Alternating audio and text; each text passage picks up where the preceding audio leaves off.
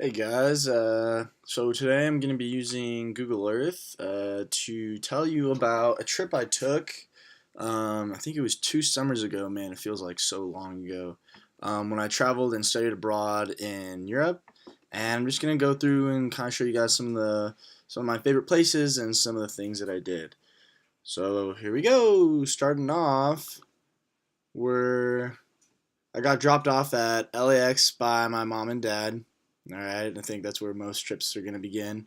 And what's actually kind of funny about this is that when I got to LAX, I like almost didn't make my flight. My parents we got there really late and we were kind of freaking out.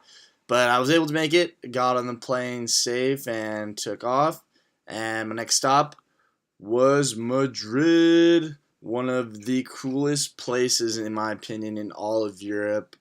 If you're looking for like a place that just totally embodies like that Spanish feeling, it's Madrid. It's honestly just such a cool place. I'm gonna zoom out a little bit so you guys can see how big it is.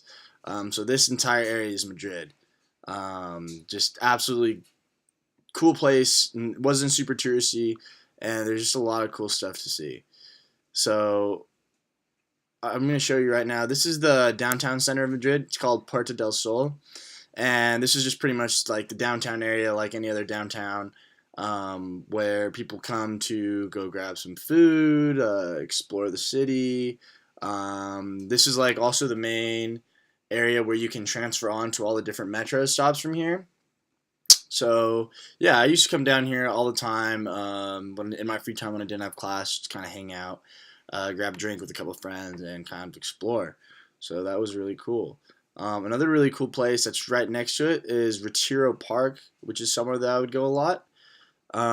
This is just the biggest park that Madrid has to offer. As you can see, it kind of spans like this entire area, and there's so many things to do. But this is in my opinion, the coolest. This was just like the little lake that they had, and you could rent boats and you can go on there.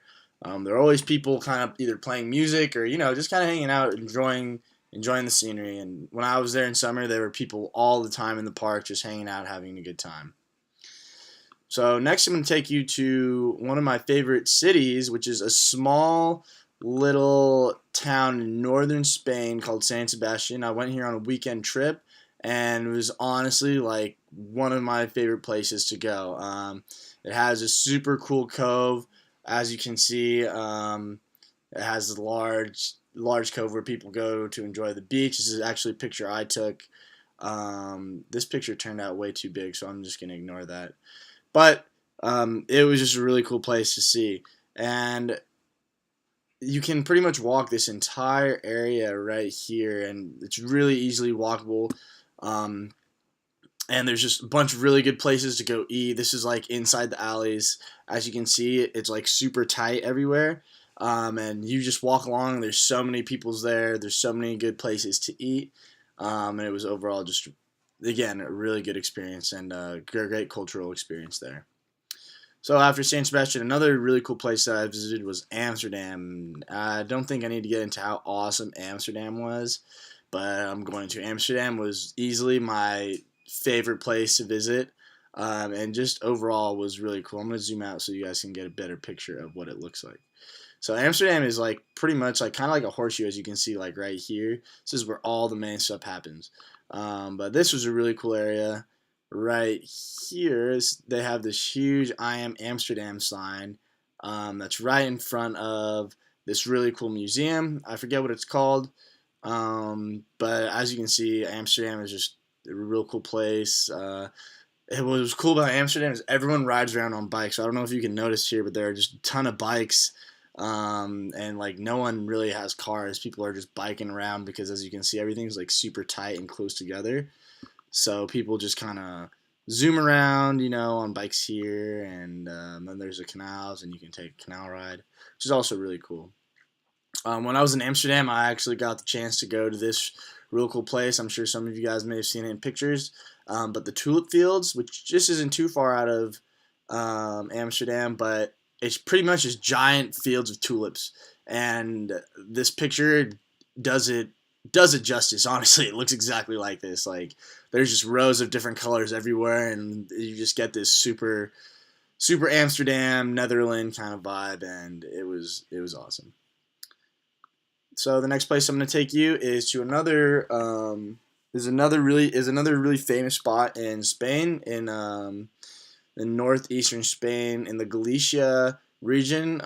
It's a small town called Santiago de Compostela, and this is actually so this church is in this city, and this church is really famous in Spain. As you can see, there's a ton of people.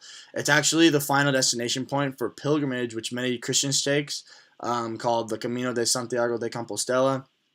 And essentially, it's this long walk that starts in France and takes you all the way to this destination where a lot of people think that one of Jesus Christ's disciples or saints, I think it was Saint Matthew's, was buried at, and they think his remains are really here. So people make this, they make the pilgrimage every year to this little site. They walk there. It's something I'm planning on doing hopefully next summer, and it was just a really cool experience.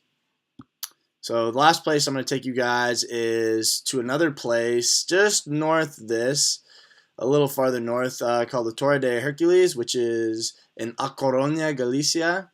And this was it's a really big lighthouse it's an ancient Roman lighthouse that rests in northeastern Spain. And essentially, I think this is the second largest lighthouse in all of Spain. And we went here on a school field trip, and I included it in this PowerPoint or this Google Lit trip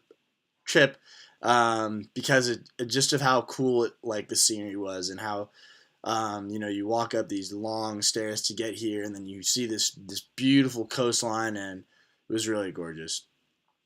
So those were just some of my favorite places that I went as far as when I studied abroad in Spain, and I'm just going to give you guys a little backup to show you how large Spain is. Um, so yeah, as you can see, this pretty much entire thing right here, minus this little section because it's Portugal. Right here is all of Spain. And if you guys ever get a chance, I highly suggest going there because Spain is one of the coolest places and has some of the coolest culture, I think, compared to any other country in Europe. So I hope you guys enjoyed my Google trip and have a great rest of your day.